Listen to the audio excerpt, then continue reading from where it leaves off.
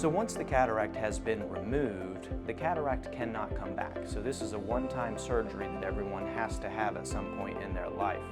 After the cataract surgery, I have to put something in place of that natural lens to focus the light, because that was the original role of your cataract, was to focus light, and then it became defective with time. There are 4 types of vision correction that you can have with your cataract surgery. The first is standard correction. This is the implant that is typically covered by most insurance companies. Standard correction will clear the haze that you have from your cataract and allow you to see clearly once again. However, there are some limitations with these implants, whereas the standard lens is a single focusing implant, so your vision can be focused for near or for far, but not for both.